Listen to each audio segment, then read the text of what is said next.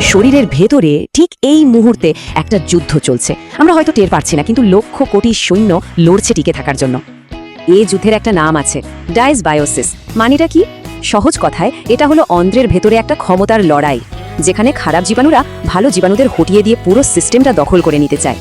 আর যখনই এই দখল শুরু হয়, প্রথম আঘাতটা আসে শরীরের প্রতিরক্ষা ব্যবস্থার উপর। ব্যাপারটা অনেকটা এরকম, যেন শরীরের দুর্গের দেওয়ালে ফাটল ধরেছে, আর এটাই হলো সেই লিকি গাট। আর ওই ফাটল গলে বিষাক্ত জিনিসগুলো সোজা রক্তে মিশে যায়, আর পুরো শরীরে যেন একটা আগুন লাগিয়ে দেয়। মেডিকেলের ভাষায় একেই বলে ইনফ্ল্যামেশন। আর এই আগুনটাই কিন্তু ইনসুলিনকে ঠিকঠাক কাজ করতে দেয় না, যা সরাসরি টাইপ 2 ডায়াবেটিসের দরজা খুলে দেয়। তাহলে প্রশ্ন হলো, এই যুদ্ধে জেতার উপায়টা কি? স্ট্র্যাটেজিটা কিন্তু একেবারে সোজাসাপটা। শত্রুকে সরাসরি আক্রমণ না করে বরং ভেতরের বন্ধুদেরকেই শক্তিশালী করে তোলা, মানে ভালো ব্যাকটেরিয়াদের হাতে অস্ত্র তুলে দেওয়া। এই যুদ্ধের জন্য হাতে আছে 4টে মারাত্মক অস্ত্র। 1. প্রোবায়োটিক্স, এরা হলো নতুন সৈন্য। 2. প্রিবায়োটিক্স, সৈনিকদের জন্য খাবার আর সাপ্লাই। 3. সিনবায়োটিক্স, খাবার সহ পাঠানো স্পেশাল কমান্ডো ইউনিট। আর 4. পোস্টবায়োটিক্স, সৈনিকদের নিজেদের তৈরি করা ঢাল তলোয়ার। যখন ভেতরের সৈন্য কমে আসতে থাকে, তখন বাইরে থেকে নতুন সৈন্য পাঠানো হয়। এই নতুন সৈন্যই হলো প্রোবায়োটিক্স, মানে জীবন্ত উপকারী ব্যাকটেরিয়া, যারা সোজা ফ্রন্টলাইনে গিয়ে লড়াই শুরু করে। কিন্তু ভাবুন তো, সৈন্যরা কি খালি পেটে লড়তে পারে? তাদের তো জ্বালানি লাগবে, তাই না? প্রিবায়োটিক্স হলো ঠিক সেই জ্বালানি, মানে ফাইবার সমৃদ্ধ খাবার, যা ভালো সৈন্যদের আরও অনেক বেশি শক্তিশালী করে তোলে।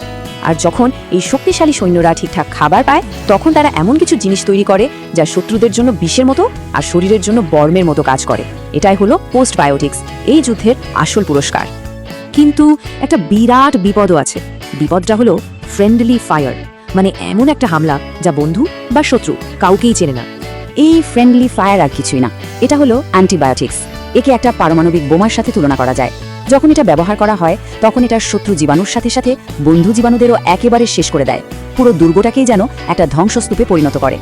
একটা রিসার্চে দেখা গেছে, যারা জীবনে 5 বারের বেশি অ্যান্টিবায়োটিক নিয়েছেন, তাদের টাইপ 2 ডায়াবেটিস হওয়ার ঝুঁকি প্রায় 1.5 গুণ বেশি। কারণটা পরিষ্কার, প্রতিবারই বন্ধু সৈন্যদেরও মেরে ফেলা হচ্ছে। তাহলে প্রতিদিনের মিশনটা কি হওয়া উচিত? অ্যাকশন প্ল্যানটা খুবই সহজ। নাম্বার 1, ভেতরের বন্ধুদের প্রতিদিন খাবার দেওয়া।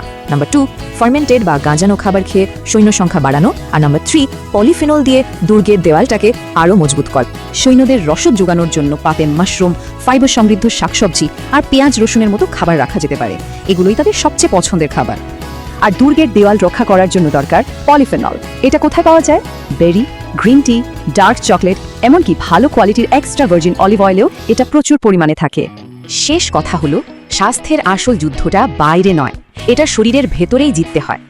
এখন প্রশ্ন একটাই, ভেতরের সৈনিকদের বিজয়ের জন্য কতটা প্রস্তুতি নেওয়া হচ্ছে? সিদ্ধান্তটা কিন্তু যার যার নিজের।